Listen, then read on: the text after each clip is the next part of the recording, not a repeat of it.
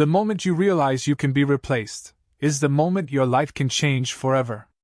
Have you ever worked so hard, gave your best, did everything people asked, and still felt invisible? Ethan Carter knew that feeling too well. Every morning at 7 a.m., he walked into the same office building in downtown Chicago, coffee in hand, ready to prove himself again. He was always the first to arrive and the last to leave. If someone needed help, Ethan was there. If a task was too difficult, Ethan took it. If a deadline was tight, Ethan stayed late without complaint. He believed that if he worked harder than everyone else, people would notice. He believed that effort would eventually turn into respect. But weeks turned into months, and months turned into years, and nothing changed. Meetings would happen without him. Decisions were made without his voice. Credit for his ideas often went to others. Still, Ethan told himself, just keep going. One day it will be worth it. Because deep down, he was afraid. Afraid that if he stopped saying yes, he would lose everything. Afraid that if he spoke up, he would be seen as difficult. So he stayed quiet. He worked harder. He tried to be perfect. But something inside him was slowly breaking. It wasn't loud. It wasn't obvious. It was a quiet feeling, growing day by day, the feeling that no matter what he did, it was never enough.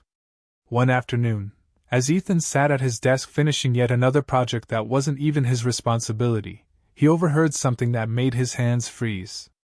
Two coworkers were talking just a few feet away. One of them said, "Yeah, honestly, anyone could do what Ethan does." Anyone. That one word echoed in his mind like a heavy weight. Anyone could replace him. Anyone could take his place. And for the first time, Ethan didn't feel tired. He didn't feel frustrated. He felt empty. Because in that moment, a question hit him harder than anything else. If anyone can replace me, then what am I really worth? The rest of that day, Ethan could not focus no matter how hard he tried. The screen in front of him blurred as his mind kept replaying that one sentence over and over again. Anyone could do what Ethan does. He tried to ignore it, tried to convince himself that it did not matter, but something inside him refused to stay quiet this time. For years he had pushed those thoughts away, buried them under long hours and constant effort, but now they were louder than ever. That evening, as the office slowly emptied and the lights dimmed one by one, Ethan sat alone at his desk staring at the reflection of himself on the dark computer screen. He looked tired, but more than that, he looked unsure. For the first time, he asked himself a question he had been avoiding for years. Why do I keep proving my value to people who never see it? The question felt uncomfortable, almost unfamiliar, but it stayed with him as he packed his bag and left the building. Outside, the city moved as usual, cars passing by, people rushing home, lights glowing from every window, but everything felt distant to him. He walked without thinking, letting his feet carry him down the sidewalk until he reached a quiet corner near a small convenience store he had passed 100 times before but never noticed. He stopped there, leaning slightly against the wall, trying to make sense of everything he was feeling. That was when he noticed an older man sitting nearby, quietly sweeping the pavement with slow, steady movements. The man did not look at him at first, but after a moment, he spoke in a calm voice that seemed strangely direct. "You look like someone who just realized something important." Ethan hesitated, surprised that a stranger could read him so easily. He forced a small smile and said, "It is nothing. Just a long day." The man paused, then looked up at him with a knowing expression. "It is never just a long day. It is always something deeper." There was something about the way he said it that made Ethan stop pretending. He exhaled slowly and sat down on the edge of the curb. "I have been working for years, doing everything right, and today I realized it might not mean anything." The man nodded slightly, as if he had heard this story many times before. "Then let me ask you something," he said. "Why do you expect people to value you, if you have never shown them your value?" Ethan frowned, confused. "I work hard. Every day. I do more than anyone else." The man gave a faint smile and gently shook his head. "Effort is common. Value is rare. Those words landed heavier than Ethan expected. He opened his mouth to respond, but nothing came out. Because deep down, something about that statement felt true, and that truth made him uncomfortable in a way he could not explain. The man's words did not leave Ethan's mind even after he walked away that night. Effort is common. Value is rare. As he lay in bed staring at the ceiling, those words repeated themselves over and over again, each time hitting a little deeper. For years he had believed that working harder than everyone else would make him irreplaceable, but now he was beginning to question everything. If effort alone was enough, then why did he feel so invisible? Why did people overlook him so easily? The next morning, Ethan arrived at the office earlier than usual, but something felt different. For the first time, he was not rushing to prove anything. Instead, he was observing. He watched how people spoke in meetings, how they presented their ideas, how they chose what to work on and what to ignore. And slowly, he started to notice something he had never paid attention to before. The people who were respected the most were not the ones doing the most work. They were the ones who chose their work carefully. They did not say yes to everything. They did not rush to please everyone. They spoke with clarity. They carried themselves with a quiet confidence, as if they knew something others did not. That realization made Ethan uncomfortable, because it forced him to see himself clearly.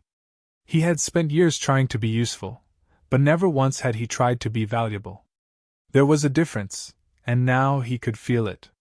Later that day, during a team discussion, something unusual happened. A new project was introduced, and as expected, the room fell silent. No one volunteered. Normally, Ethan would have raised his hand immediately, eager to take responsibility, eager to prove himself again. But this time, he paused. He could feel the old habit pulling him, telling him to step in, to be the reliable one again. But then he remembered the man's words. Effort is common. Value is rare. So instead of speaking, he stayed quiet and listened. And for the first time, he noticed how the room shifted. Someone else eventually took the task, but instead of admiration, that person seemed overwhelmed, uncertain, almost trapped by the responsibility. Ethan sat there, watching carefully, realizing something important. Taking everything does not make you important. It makes you available. And available people are always replaceable. That thought hit him harder than anything else. Because suddenly, his entire behavior made sense. He had trained people to see him as someone who would always say yes, always be there, always fill the gaps. And because of that, they never had to value him. That evening, Ethan returned to the same corner near the convenience store, hoping to see the old man again. This time, he did not pretend. As soon as he sat down, he said, "I think I understand what you meant." The man looked at him calmly and asked, "Do you?" Ethan nodded slowly, but there was still uncertainty in his voice. "I have been trying to be useful all my life. But I think that is the problem." The man smiled slightly, as if Ethan had just taken his first real step. Then he reached into his pocket and pulled out two small objects, placing them gently in Ethan's hand. One felt rough and ordinary. The other felt smooth and solid. "Tomorrow," the man said quietly, "I want you to take these and ask people a simple question. What is this worth?" Ethan looked down at the two objects, confused but curious. And in that moment, he did not realize that this simple task was about to change the way he saw himself forever. The next morning, Ethan stood in his small apartment holding the two objects in his hand, turning them slowly under the light. One was a rough gray stone, nothing special, something you could find on any sidewalk. The other was clear, smooth, and caught the light in a way that made it almost glow. He did not know if it was a real diamond, but it looked valuable. Still, they were nearly the same size, both small enough to fit in his palm. That detail stayed in his mind as he got ready for work. Same size, different feeling. Same size, different reaction. As he stepped outside into the cool morning air, he could not help but feel a quiet sense of curiosity mixed with hesitation. The task seemed simple, almost too simple, yet something about it felt important. On his way to the office, he stopped at a small coffee shop he visited occasionally. The line was short, and while waiting, he took out the rough stone and casually showed it to the cashier. "What do you think this is worth?" he asked. The cashier glanced at it for less than a second and shrugged.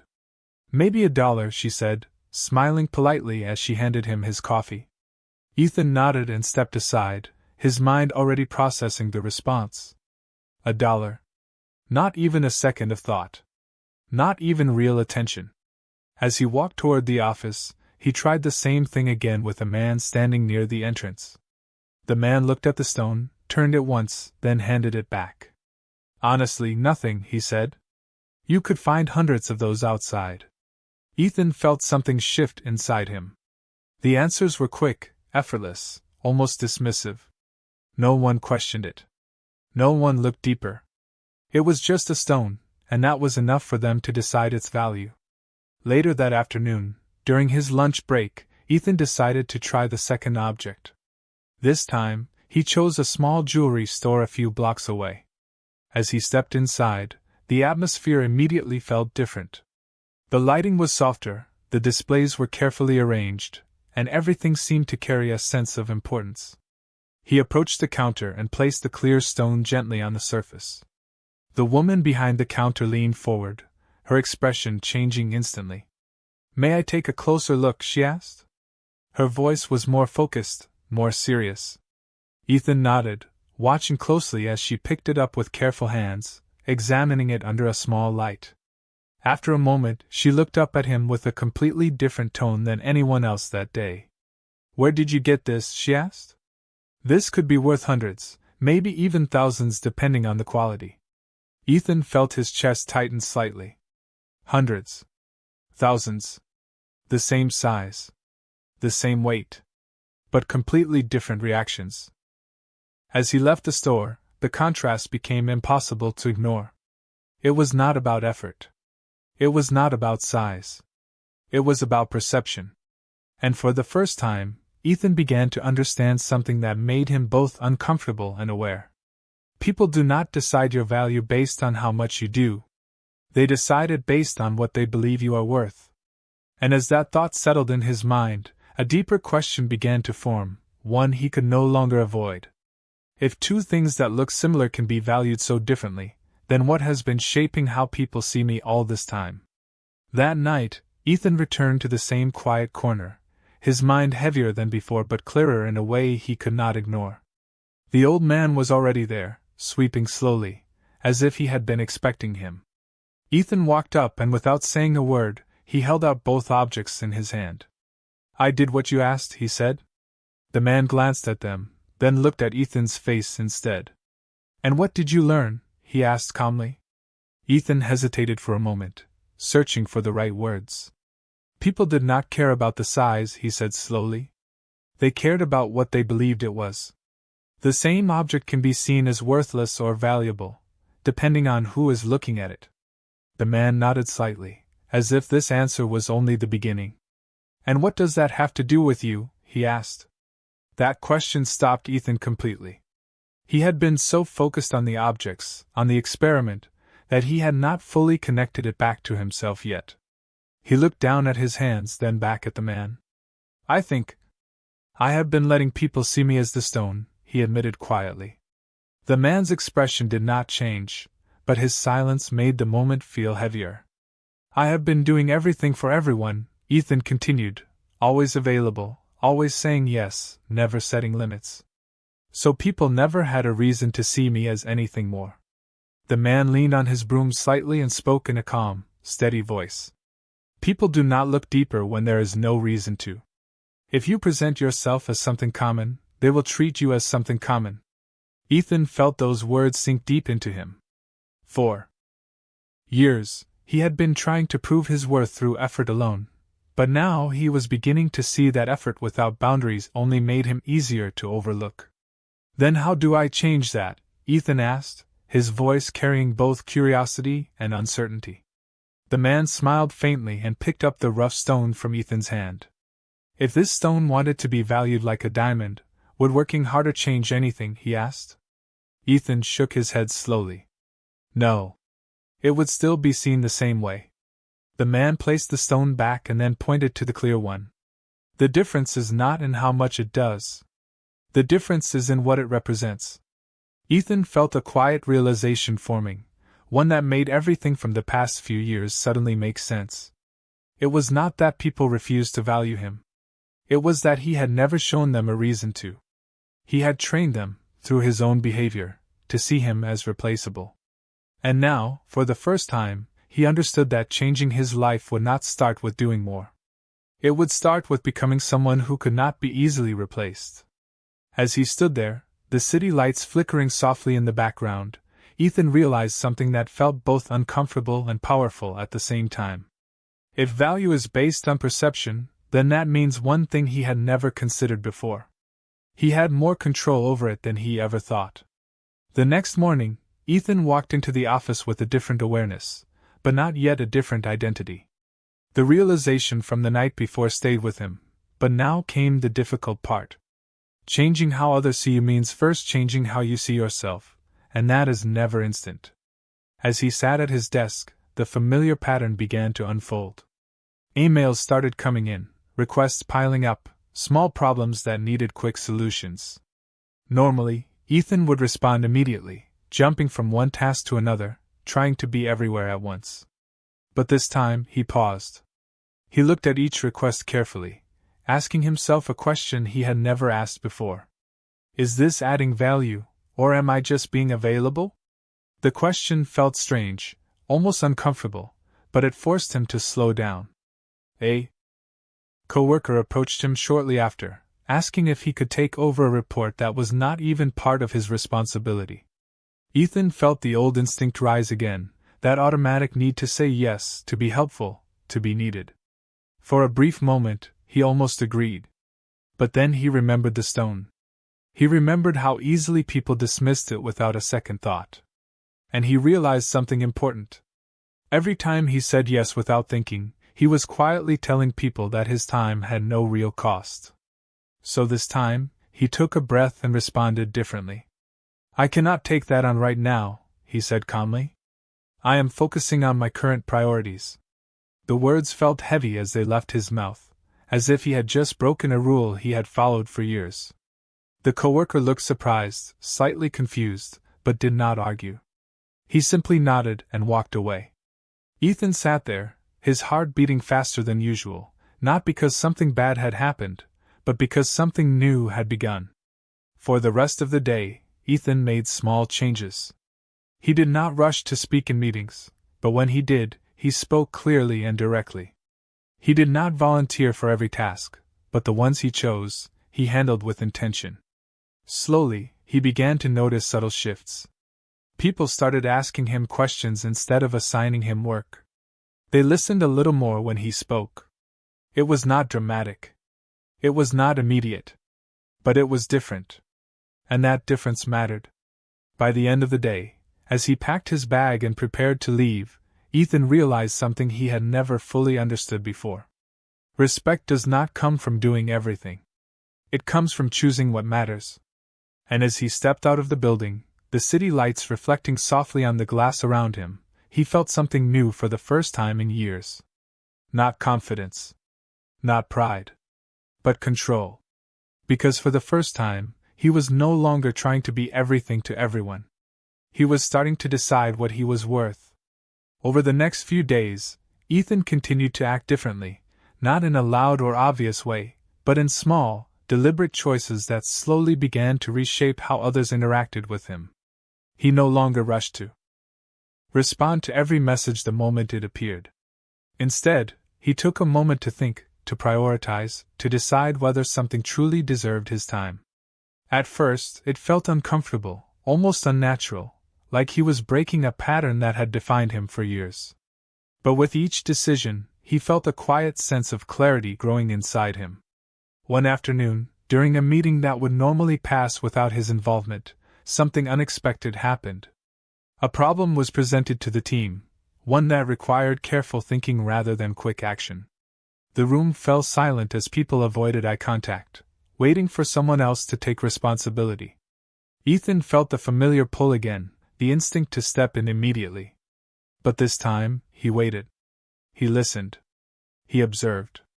And when he finally spoke, his voice was calm, steady, and intentional. Instead of offering to do the work, he offered an idea. A clear, simple solution that cut through the confusion in the room. For a moment, no one said anything. Then his manager leaned forward slightly and said, "That actually makes a lot of sense. Let us explore that direction." It was a small moment, but to Ethan, it felt different from anything he had experienced before. He had not worked harder. He had not done more. He had simply chosen when and how to contribute. And that choice changed how people responded to him. As the meeting continued, others began to build on his idea, asking for his input, looking at him with a level of attention he had not noticed before. It was subtle, but undeniable. Later that day, as Ethan walked past a group of coworkers, he overheard something that made him pause. One of them said, "We should probably check with Ethan before moving forward. He usually has a good perspective on these things." Ethan did not stop walking, but inside, something shifted. Not pride, not excitement, but recognition. For the first time, he was not being seen as someone who would do anything. He was being seen as someone whose input mattered. That evening, he returned once again to the quiet corner near the convenience store. The old man was there, as always, moving slowly, as if time did not rush him the way it rushed everyone else. Ethan sat down and spoke before the man could ask anything. "Things are starting to change," he said. The man nodded gently. "Of course they are." Ethan looked at him, still trying to fully understand. "I am not doing more than before," he said. "In fact, I am doing less. But people are treating me differently." The man smiled faintly and rested his hands on the top of the broom. "Because you are no longer trying to prove your value," he said. "You are showing it." Ethan sat in silence, letting those words settle. Then the man added something that made Ethan think even deeper. "When you stop offering yourself everywhere, people start noticing where you choose to appear. And that choice is what makes you valuable." As the days turned into weeks, the change in Ethan was no longer something only he could feel. It was visible. Not in a dramatic way, not in a way that demanded attention, but in a quiet, undeniable shift that others began to notice without fully understanding why. He no longer rushed through the office trying to fill every gap. He moved with intention. He chose his work carefully. And more importantly, he chose when to step back. One morning, something happened that would have felt impossible just a few weeks earlier. A new project was announced, one that carried real importance for the company. This time, instead of assigning it randomly or passing it to whoever was available, his manager paused and looked around the room before saying, "I want Ethan to take the lead on this." The room turned toward him, not with surprise but with quiet agreement. Ethan felt the moment, not as pressure, but as confirmation. He did not rush to accept. He simply nodded and asked a few clear questions about the direction and expectations. His voice was calm, steady, controlled. For the first time, he was not stepping into responsibility out of habit. He was stepping into it with awareness. As the project moved forward, Ethan approached it differently than anything he had done before. He did not try to do everything himself. He focused on the parts that mattered most, the parts where his input created the greatest impact. He delegated when necessary, communicated clearly, and made decisions with confidence. And something unexpected began to happen. People followed his lead. Not because he worked harder than them, but because they trusted his judgment. That trust was something he had never experienced before, and it changed the way he saw himself even more. One afternoon, while reviewing progress with his manager, Ethan heard something that made him pause. "You have really stepped up," his manager said. "There is a clarity in how you work now. It is different." Ethan did not respond immediately. He simply nodded, but inside, he understood what had changed. He was no longer trying to earn his place. He was defining it. Later that evening, as he walked back to the familiar corner, he found the old man exactly where he expected. Ethan sat down, this time without hesitation, and said quietly, "I think I understand now." The man looked at him, waiting. Ethan continued, "It was never about doing more. It was about showing who I am, and choosing where I give my time." The man gave a small, approving nod. "And what are you now?" he asked. Ethan looked ahead for a moment, the city lights reflecting softly in his eyes, then answered with a calm certainty he had never felt before. "I am not someone who can be replaced easily. Not because I work harder, but because I know what I bring." The man smiled, but said nothing. Because he knew that Ethan had reached the point where the lesson no longer needed words. And in that quiet moment, Ethan realized something even deeper than before.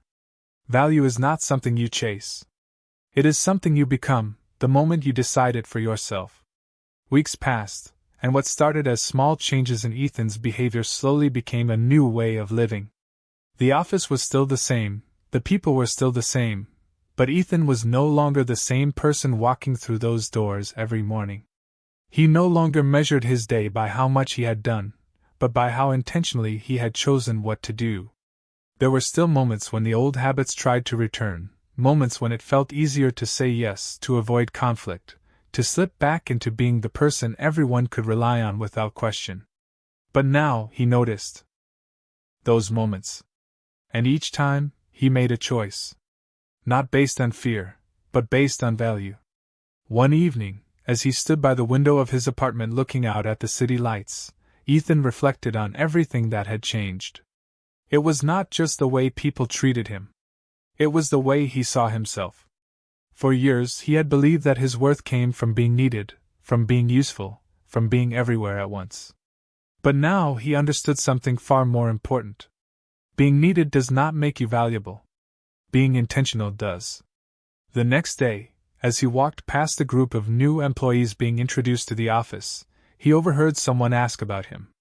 "Who is Ethan?" one of them said quietly. Another replied without hesitation, "He is someone you go to when you need clarity. He does not waste time, and he knows what matters." Ethan kept walking, but those words stayed with him. Not because they defined him, but because they reflected something he had built for himself. Later that evening, he returned to the quiet corner once more, but this time, the old man was not there. The pavement was empty, the familiar presence gone. Ethan stood there for a moment, looking around, almost expecting him to appear as he always had. But he did not. And in that silence, Ethan realized something that made him smile slightly. The lesson was never about the man. It was about what the man helped him see. He reached into his pocket and took out the two objects, the rough stone and the clear one, holding them side by side one last time. Same size. Different value. Slowly, he placed the rough stone on the ground and kept the clear one in his hand. Not because one was better, but because now he understood the difference. As he walked away, a final thought settled in his mind, clear and steady. The world does not decide your worth. It reflects what you show it. And if you do not define your value, someone else will define it for you. But the moment you choose to see yourself differently, everything around you begins to change. Not instantly. Not magically. But inevitably.